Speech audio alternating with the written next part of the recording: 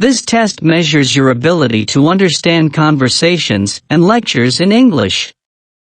You will listen to 3 lectures and 2 conversations. You will hear each conversation or lecture only one time. After each conversation or lecture, you will answer some questions about it. The questions typically ask about the main idea and supporting details. Some questions ask about a speaker's purpose or attitude. Answer the questions based on what is stated or implied by the speakers. You may take notes while you listen. You may use your notes to help you answer the questions. Your notes will not be scored. If you need to change the volume while you listen, click on the volume icon at the top of screen. In some questions, you will see this icon. This means that you will hear, but not see, part of the question. You must answer each question. After you answer, click on Next, then click on OK to confirm your answer, and go on to the next question. After you click on OK, you cannot return to previous questions. Listen to a conversation between a student and the faculty advisor for the university newspaper. Hi, I'm sorry to bother you, but... Yes? This is about the newspaper. Oh, okay. Well, I'm only the advisor. The newspaper office is off campus on Pine Street. What was it? Did you want to work for the paper? We're always looking for writers. Well, my problem was with the writing, actually. With an article that was published in yesterday's newspaper. Oh, which one? The one about the student government and its president, Sally Smith. Is this something to do with what the editor wrote about the statue at the main entrance of the university? Well, that's part of it. But you know, the editor used this situation to say some really unfair things about the student government and the president, Sally Smith, in particular. I think the paper should publish a retraction, or at the very least an apology to Sally. Okay, now if I remember correctly, what you're referring to wasn't a news story, but an editorial, right? It was on the opinion page. It was signed by one of the editors and was clearly labeled as commentary. Well, yes, but the thing about the statue, Sally made this simple comment that it was in really bad condition and should be replaced. And, well, the tone in the editorial was demeaning. It accused her of not respecting the past. And it had some personal stuff that seemed unnecessary. Wait a minute. Remind me. Well, you know, it implied that Sally doesn't know much about the university's history. And it called her a big city politician because she's from Boston. It's just mean-spirited, isn't it? Haven't you heard the saying, all publicity is good publicity? Well, I'd say the article's bringing attention to the student government organization, which is pretty invisible. You rarely hear about what the student government's doing. but this article... And the piece, well, it had a bit of an exaggerated tone. It was satirical, or at least it was meant to be. It wasn't only poking fun at Sally, but the whole idea that our school is sort of rural and, not cosmopolitan. Well, none of us thought it was very funny. Well, sometimes it's best just to roll with it. It's just a cliche. Everybody knows it's not true. But I thought we could expect better than that here. Well, I'm certainly in favor of getting a variety of viewpoints. So why don't you go talk to the editor, Jennifer Hamilton, and tell her you want equal time. You or Sally can write a response. Really? She'd let us do that? Didn't she write it? I'll let Jennifer know you're coming. She feels the same way I do. She's a journalism major. She'd be happy to publish another point of view. Why does the student go to the man's office?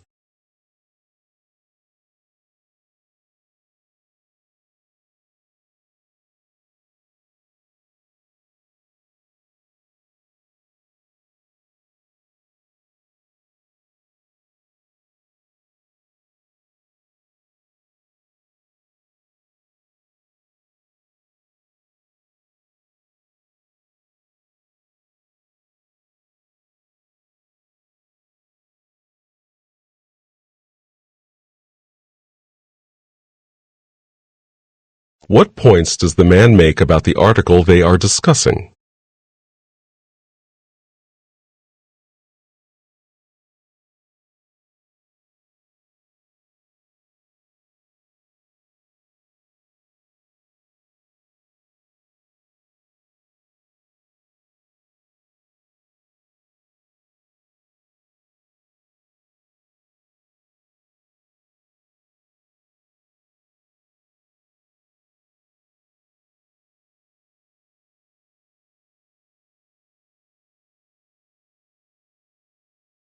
What is the student's opinion of the editorial's representation of Sally Smith?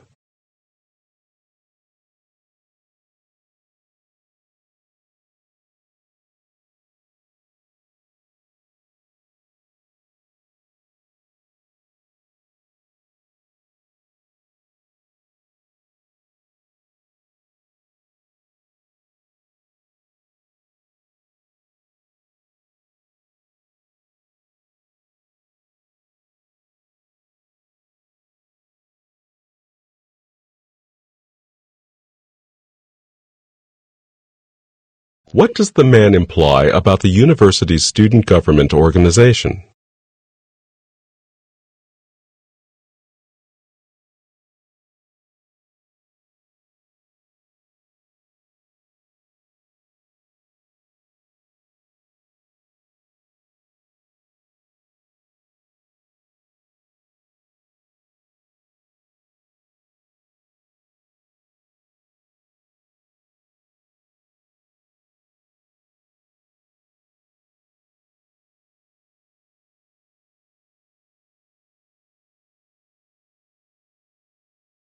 Listen again to part of the conversation, then answer the question.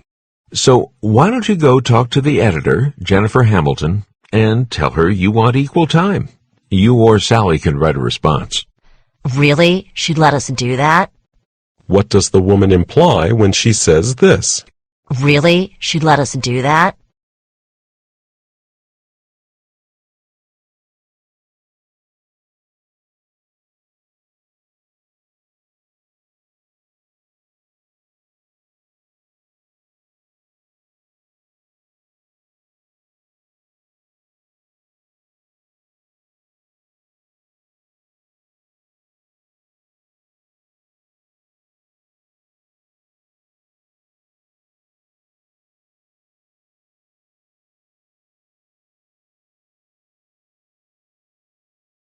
Listen to part of a lecture in an anthropology class.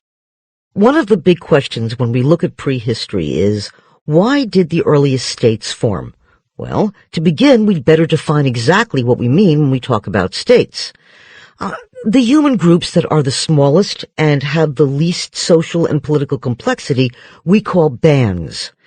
The groups that are the largest and most socially and politically complex we call states.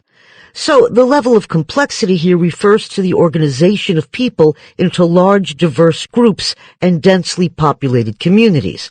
And there are 4 levels in total: bands, tribes, chiefdoms, and states.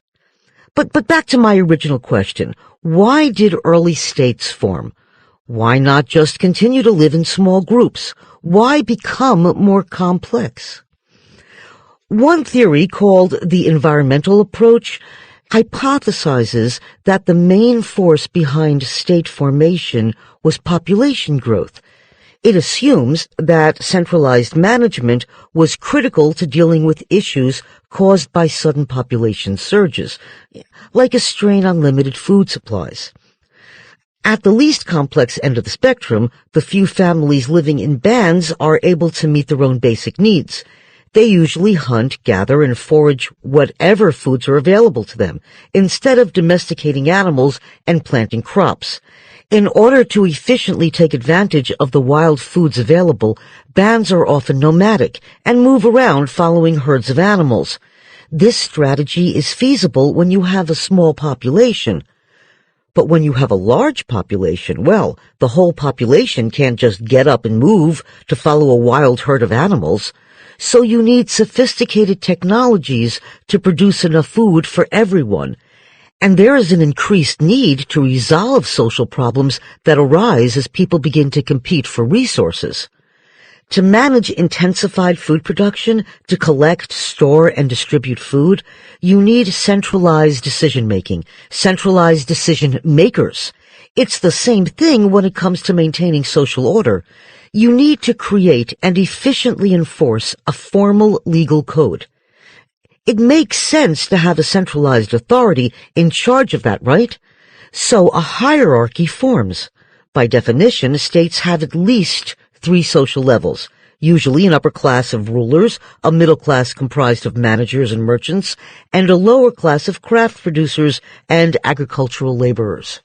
The environmental approach hypothesizes that states appear in certain environmental settings which have a severe population problem or a shortage of agricultural land. But not everyone agrees with the theory. It definitely has some weaknesses. For example, states have developed in places like the Maya lowlands of Mesoamerica and in Egypt's Nile River Valley. Both places had vast areas of fertile farmland, no shortage of agricultural land. And what about population increase? Well, there were some early states that formed where there wasn't any sudden population increase. So it seems that these are valid criticisms of the environmental approach. What does the professor mainly discuss?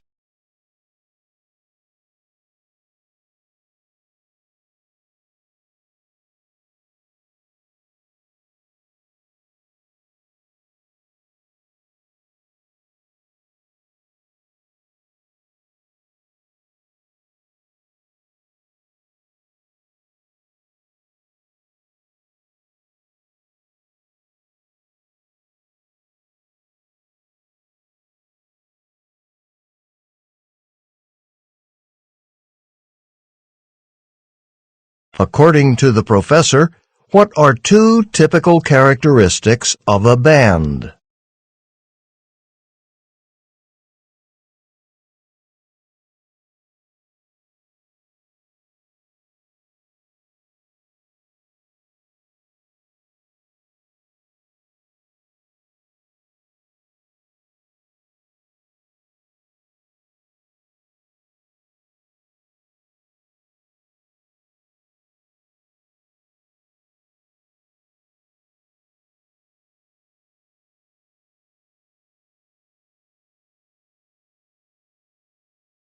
What does the professor say is a characteristic feature of states?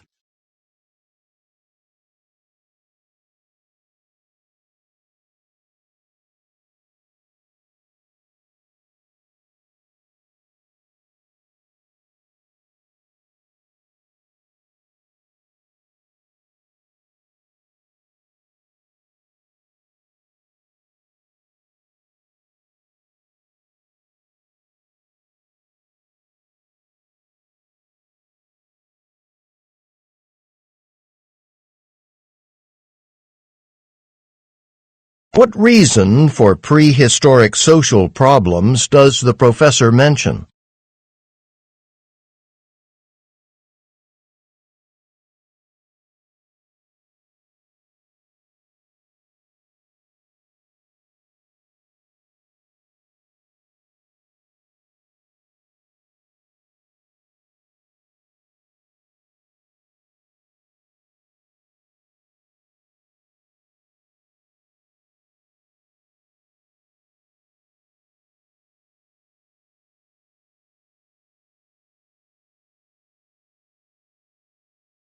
Why does the professor mention upper, middle, and lower classes?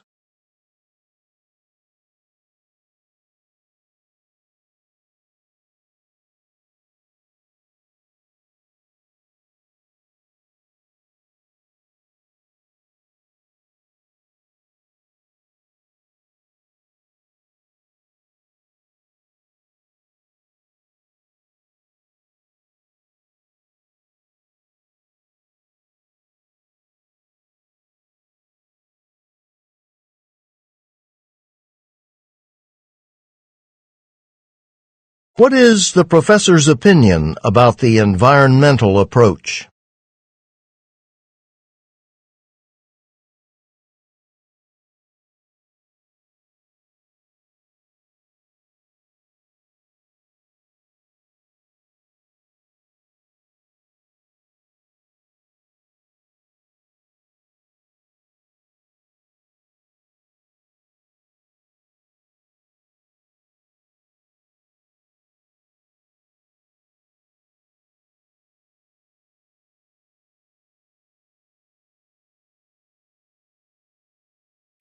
Listen to part of a lecture in an astronomy class. Today, I want to talk about a paradox that ties in with the topic we discussed last time. We were discussing the geological evidence of water, liquid water, on Earth and Mars 3 to 4 billion years ago. So, what evidence of a liquid water environment did we find in rock samples taken from the oldest rocks on Earth? Like pebbles, fossilized algae? Right. And on Mars? Dry channels? Good. All evidence of water in liquid form, large quantities of it. Now remember when we talked about star formation, we said that as a star ages, it becomes brighter, right? Hydrogen turns into helium, which releases energy. So our standard model of star formation suggests that the sun wasn't nearly as bright 3 to 4 billion years ago as it is today, which means that temperatures on Earth and Mars would have been lower, which in turn suggests... There would have been ice on Earth or Mars? Correct. If the young sun was much fainter and cooler than the sun today, liquid water couldn't have existed on either planet. Now, this apparent contradiction between geologic evidence and the stellar evolution model became known as the faint young sun paradox. Now, there have been several attempts to solve this paradox. First, there was the greenhouse gas solution. Well, you're probably familiar with the greenhouse gas effect, so I won't go into details now. The idea was that trapped greenhouse gases in the atmospheres of Earth and Mars might have caused temperatures to rise enough to compensate for the low heat the young sun provided. And so it would have been warm enough on these planets for liquid water to exist. So, what gas do you think was the first suspect in causing the greenhouse effect? Carbon dioxide, I guess? Like today? In fact, studies indicate that 4 billion years ago, carbon dioxide levels in the atmosphere were much higher than today's levels. But the studies also indicate that they weren't high enough to do the job, make up for a faint sun.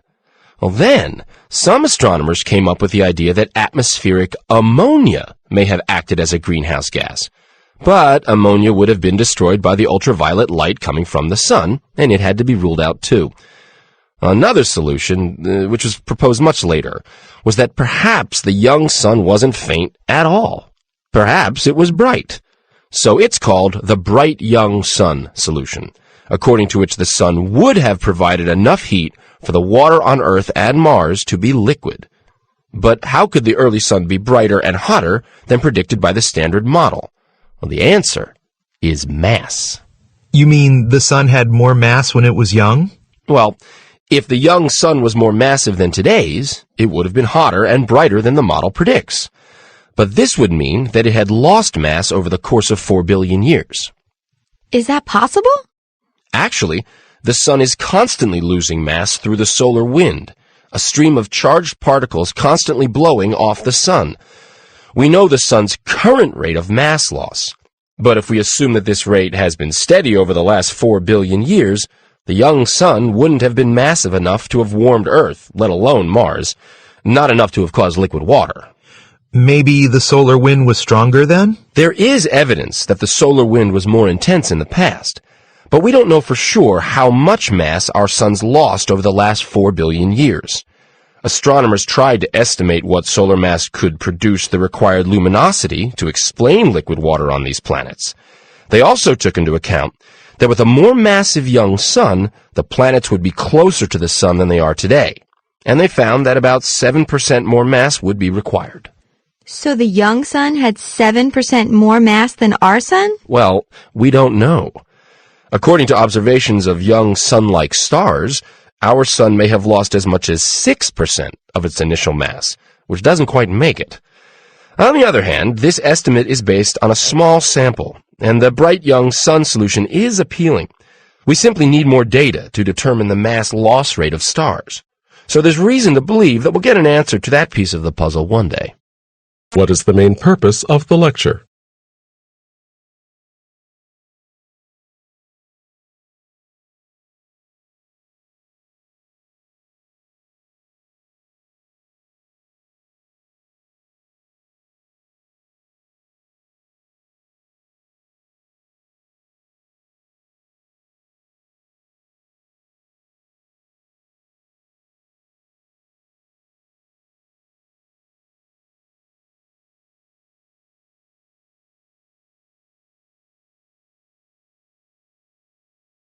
Why is geological evidence of liquid water on Earth and Mars, 3 to 4 billion years ago, problematic?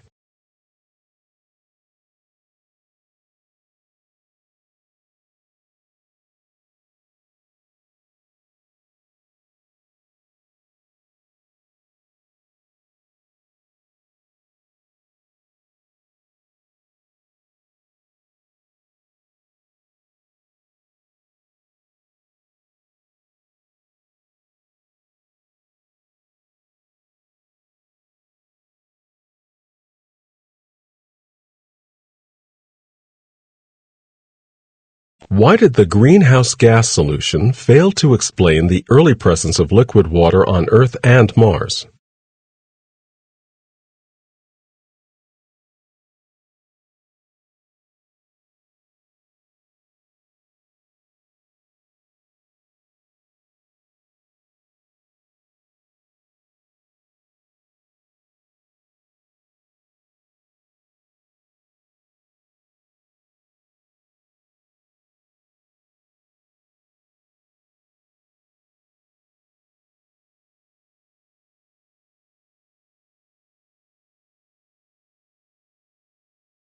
Why does the professor mention the solar wind?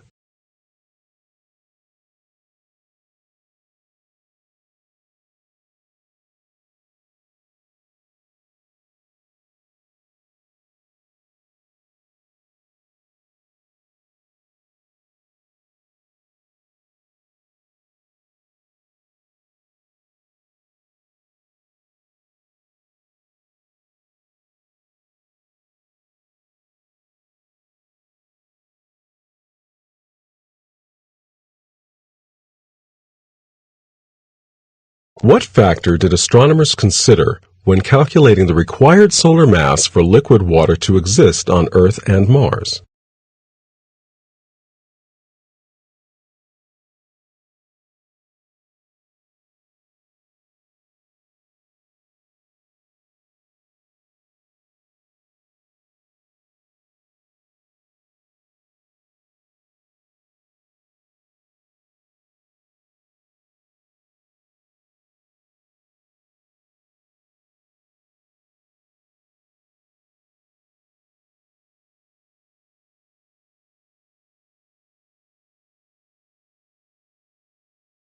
What is the professor's attitude about the bright young sun solution?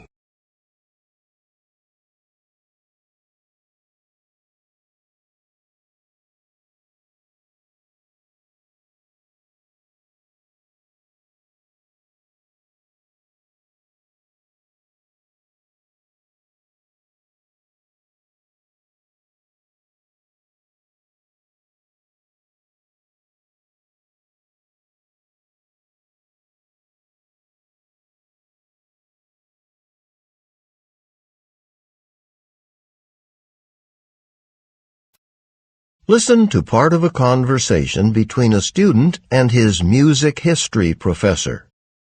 So, I was wondering what I could do to improve my paper before the final draft is due.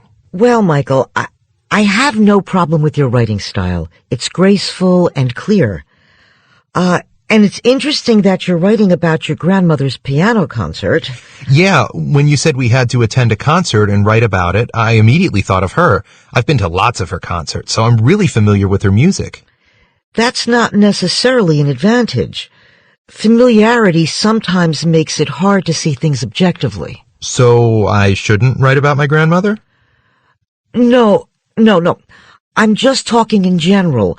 But as I mentioned in my comments, I'd like you to place your grandmother's concert in a broader context. Yeah, I saw that, but I wasn't sure what you meant. I mean, I mentioned my grandmother's childhood, how much her parents loved music, how she played piano at all our family gatherings. Okay, I see what happened now. By broader context, I mean how the concert relates to some period in music history. I see. Okay, I have an idea. Okay. Well, as you read in my paper, my grandmother performs classical music. Yes. That's her true love. But for most of her career, she performed jazz. She originally studied to be a classical pianist, but jazz was in its heyday back then, and when she got out of the conservatory, she was invited to join a jazz orchestra, and the opportunity was just too good to turn down. Really? Well, that's fascinating because she probably had to reinvent her whole musical style. She did, but jazz was where the money was at that time, at least for her. But she eventually went back to classical? Right, but only recently. Okay. So, if I can show how her choices relate to what was happening in the world of music at the time... I think that might work very nicely. And if I do that, I guess I'll have to, interview her. Right. And I guess that'd mean... You'll have to rewrite most of your paper. Ouch. Yeah. Would an extra week ease the pain? Definitely. Okay.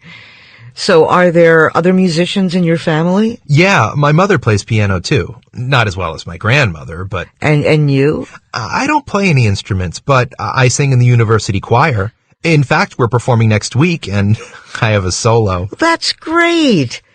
Could I tell the class about your concert? Sure. But about my paper, what question should I be asking my grandmother? You know what? I have a meeting now.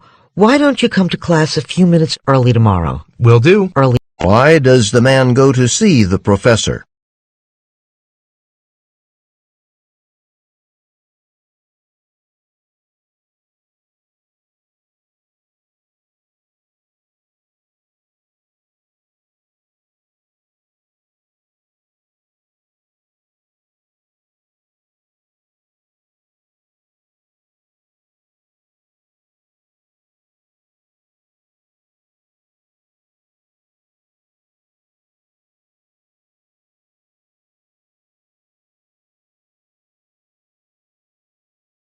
What did the man not understand about his professor's written comments?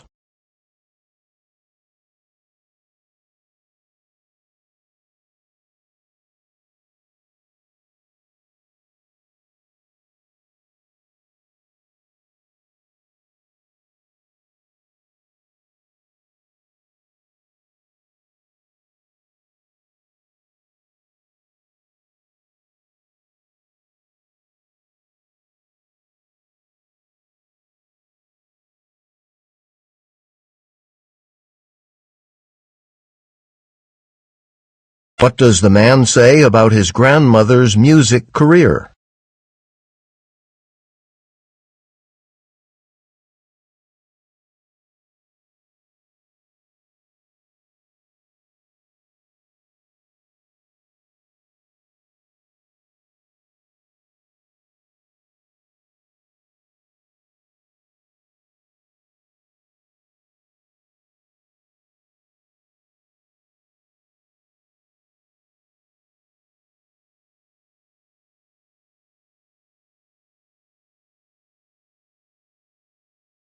Why does the professor ask the man to come early to the next class?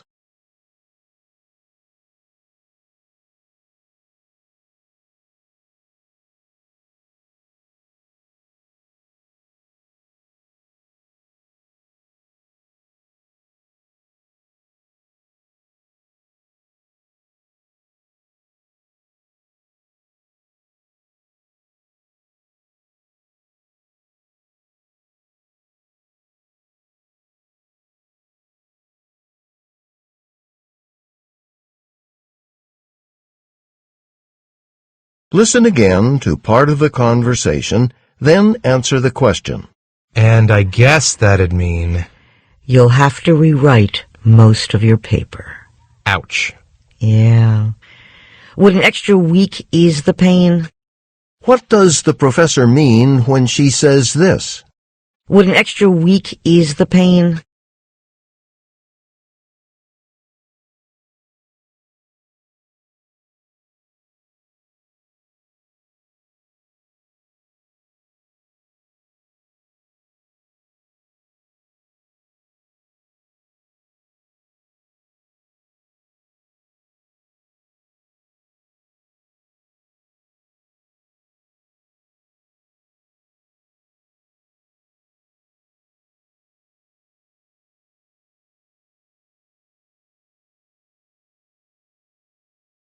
Listen to part of a lecture in a zoology class.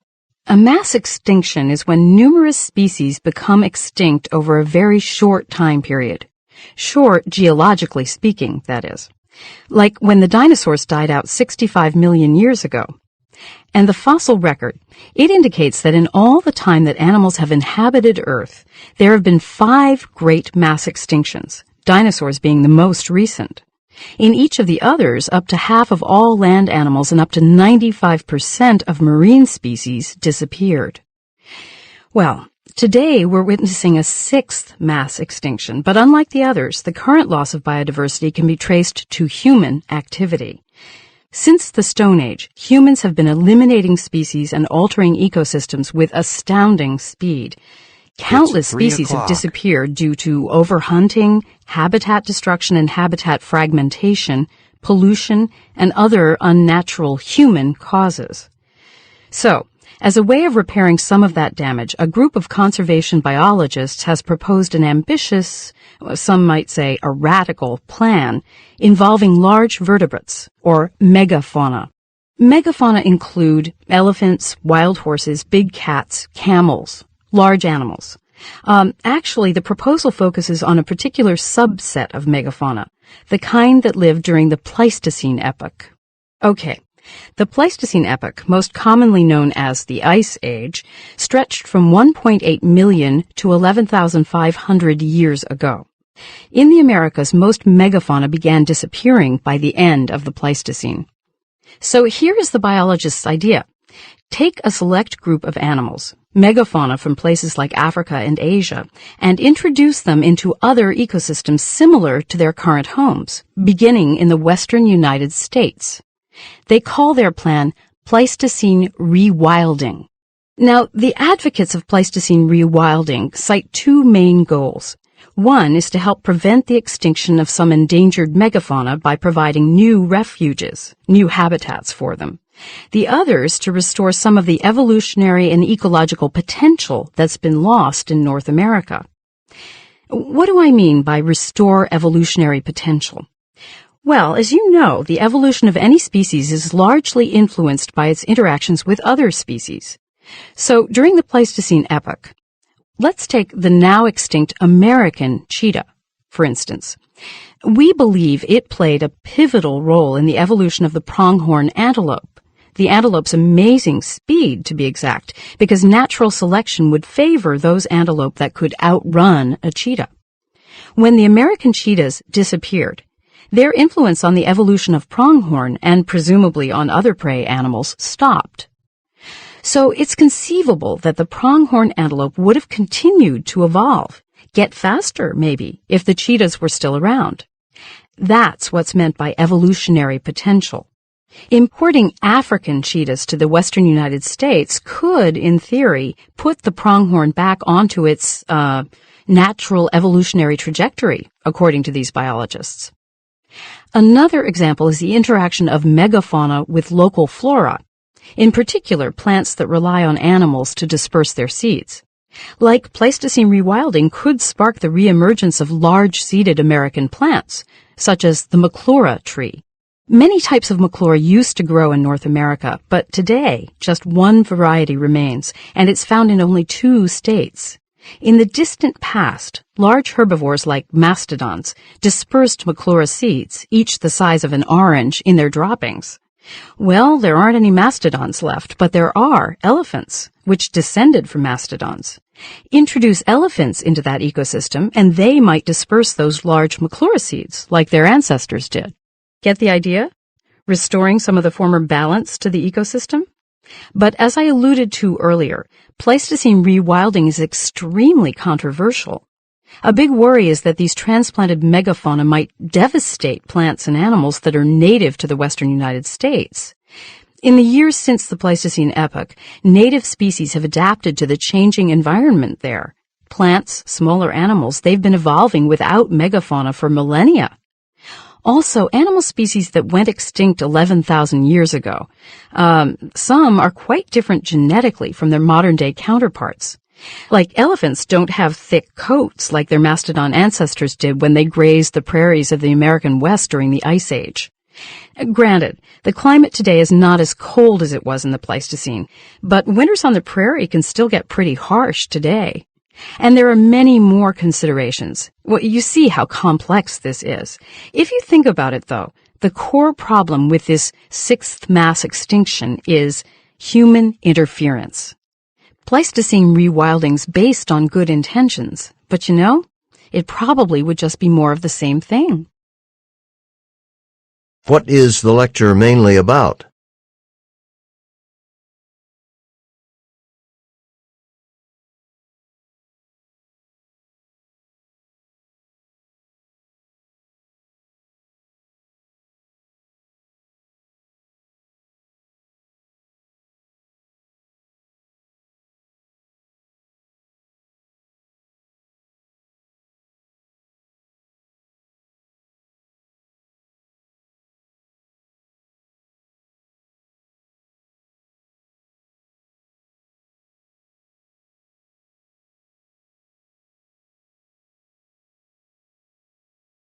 According to the professor, what are the two main goals of Pleistocene rewilding?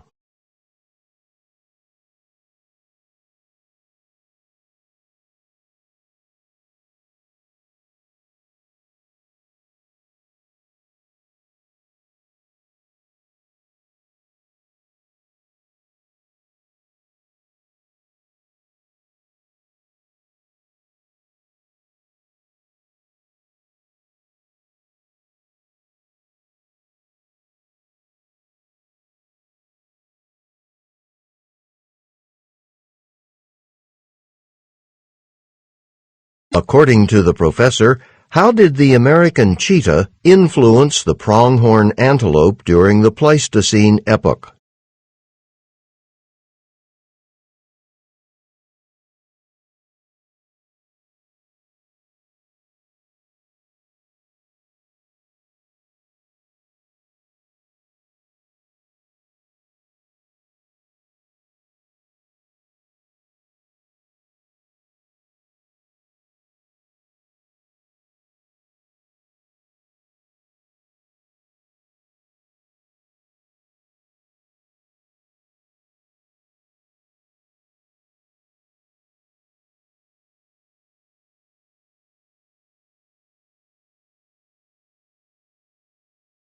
What point does the professor make when she discusses the McClura tree?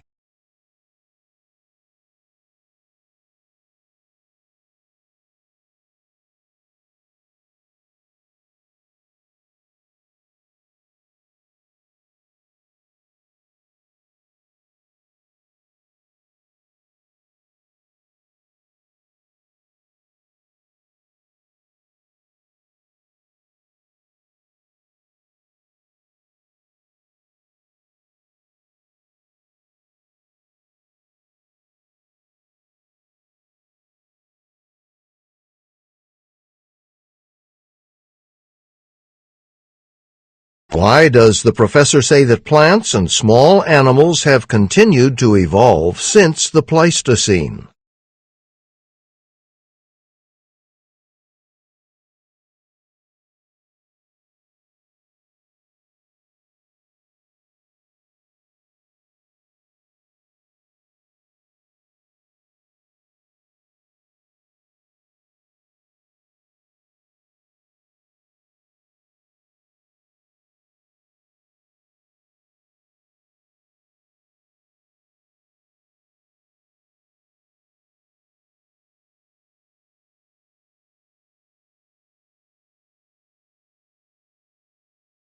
What does the professor mean when she says this?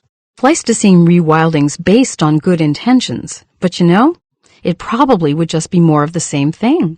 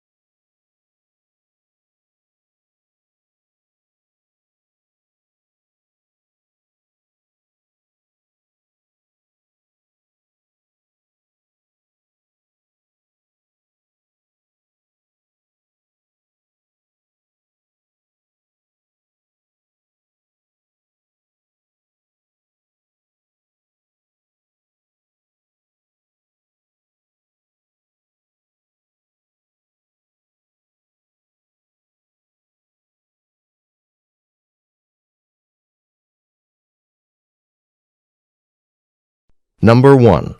In this question, you will be asked to give your opinion about a familiar topic. After you hear the question, you will have 15 seconds to prepare your response and 45 seconds to speak. Do you agree or disagree with the following statement? It is important to remember and learn from the past. Use details and examples to explain your opinion. Begin to prepare your response after the beep.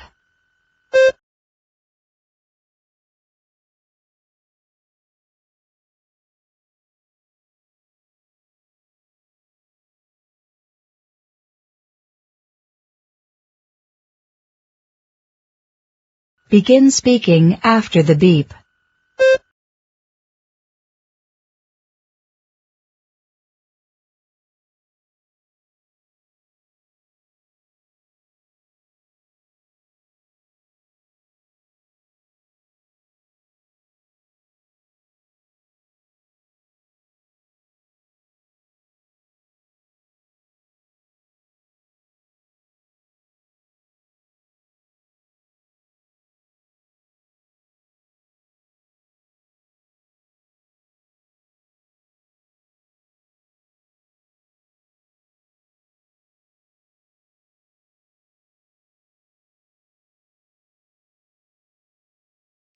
Number 2. In this question, you will read a short passage about a campus situation and then listen to a talk on the same topic. You will then answer a question using information from both the reading passage and the talk. After the question, you will have 30 seconds to prepare your response and 60 seconds to speak. Read a letter that a student has written to the campus newspaper. You have 50 seconds to read the letter. Begin reading now.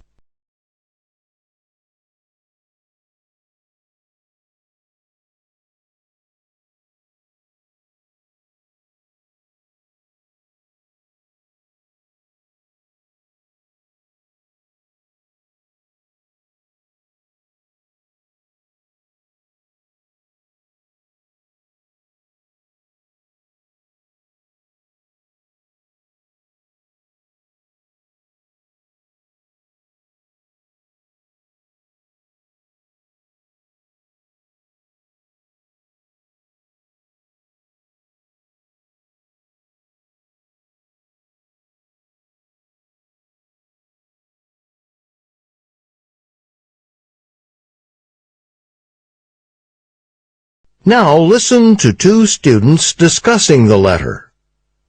Hey, Ted, you're a runner. Did you see this letter in the paper? Yeah, I did, and I use those. And? I think it's a terrible idea. How come? Well, she really hasn't thought it through. Like, the thing about making them safer.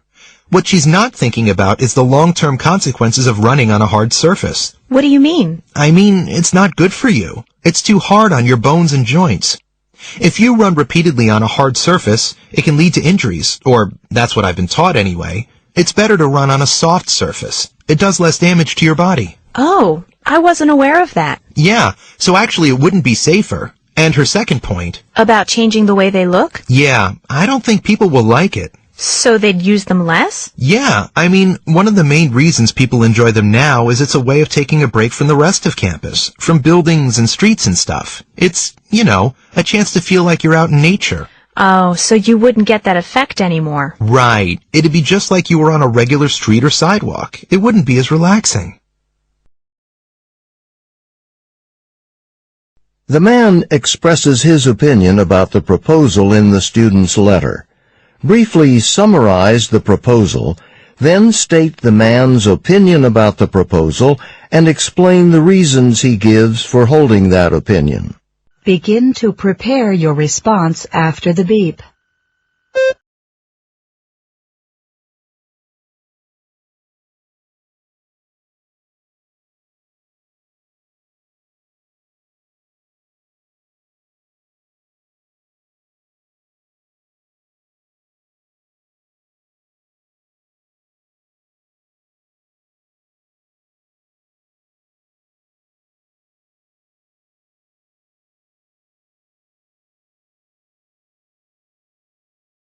Begin speaking after the beep.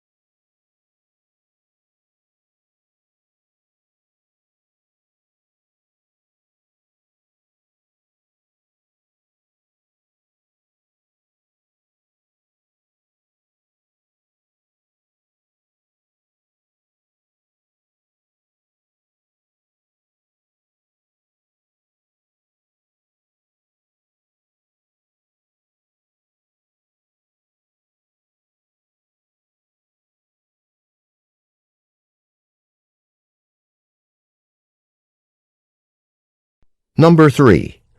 In this question, you will read a short passage on an academic subject and then listen to a talk on the same topic. You will then answer a question using information from both the reading passage and the talk.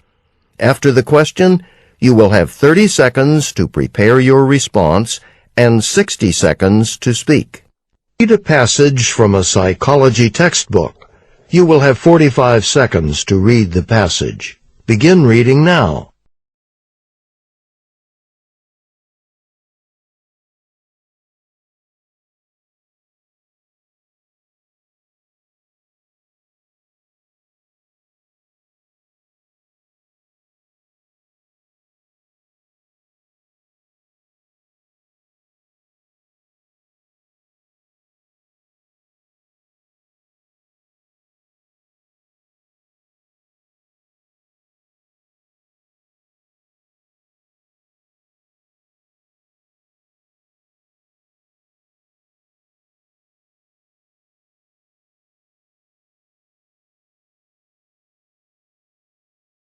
Now listen to part of a lecture on this topic in a psychology class. For example, I recently read about a case in which a researcher was given two groups of monkeys, and he was asked to train these monkeys to pick up a ball and put it in a box. And he was told to record how many hours it took to train each monkey to learn to do this. Now, before he started the training, the researcher was told that one group of monkeys was highly intelligent and that the other group was less intelligent. In truth, there was no difference between them. All the monkeys were actually very similar in terms of intelligence, but the researcher didn't know that. He thought one group was smarter, so he expected that that group would be easier to train. So, what happened? Well, the researcher trained the monkeys to perform the action, and it turned out that, on average, it took him 2 hours less time to train the supposedly smart monkeys than the supposedly less intelligent monkeys. Why? Well, it turns out that with the supposedly smart monkeys, the researcher smiled at them a lot, gave them a lot of encouragement, talked to them a lot, worked hard to communicate with them. But with the monkeys he thought were less intelligent, he wasn't as enthusiastic. He didn't try quite as hard, wasn't quite as optimistic.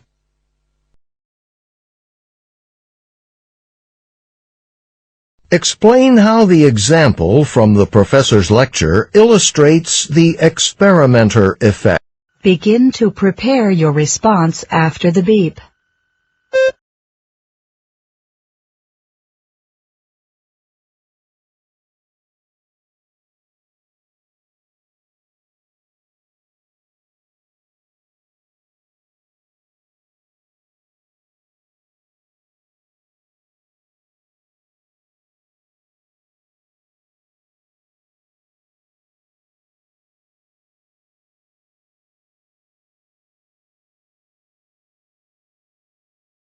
Begin speaking after the beep.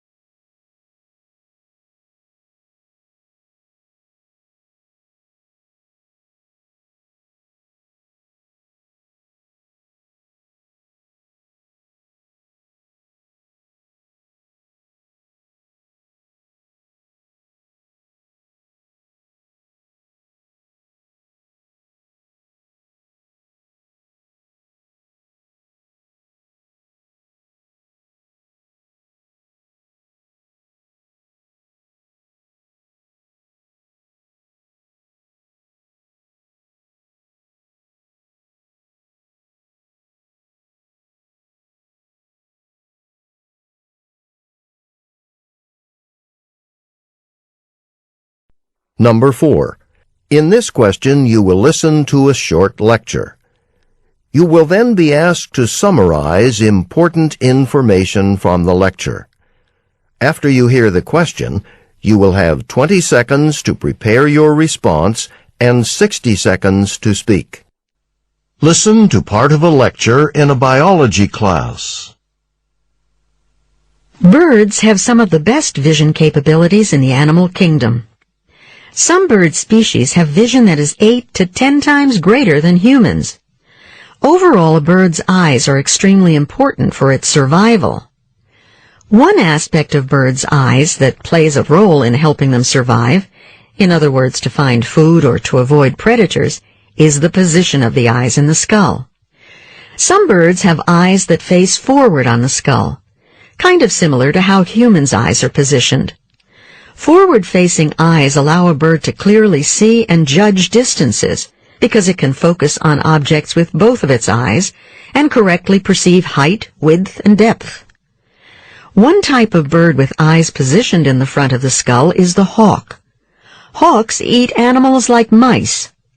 Hawks have such good eyesight that they can spot a tiny mouse in a field from high up in the air.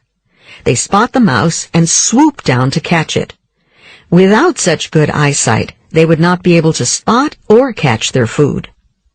Other birds have eyes that are located on each side of the skull.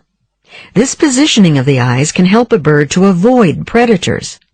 Instead of just seeing what's directly in front, they can see things that are on either side, permitting them to watch for danger in all directions. Imagine a duck wading near the edge of a lake.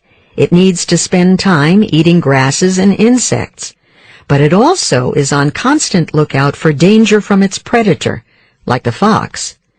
An eye on each side of the duck's head allows it to see a fox approaching from either side. If it spots a fox, it can then fly away to safety. The placement of the eyes are critical in helping the duck avoid predators. Using the examples in the lecture, explain how the position of birds' eyes is critical to their survival. Begin to prepare your response after the beep.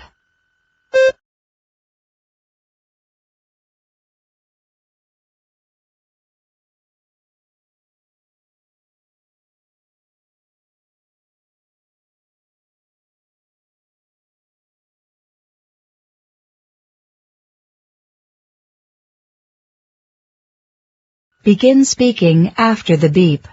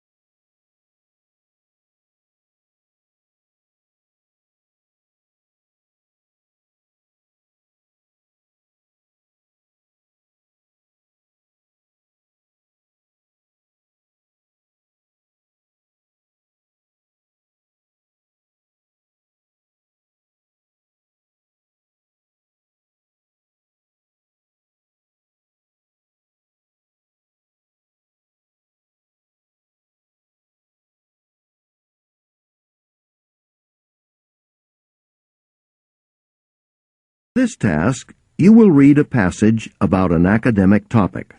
A clock at the top of the screen will show how much time you have to read. You may take notes on the passage while you read. The passage will then be removed, and you will listen to a lecture about the same topic. While you listen, you may also take notes. You will be able to see the reading passage again when it is time for you to write. You may use your notes to help you answer the question. You will then have to write a response to a question that asks you about the relationship between the lecture you heard and the reading passage. Try to answer the question as completely as possible using information from the reading passage and the lecture. The question does not ask you to express your personal opinion. Your response will be judged on the quality of your writing and on the completeness and accuracy of the content. Immediately after the reading time ends, the lecture will begin. So keep your headset on until the lecture is over.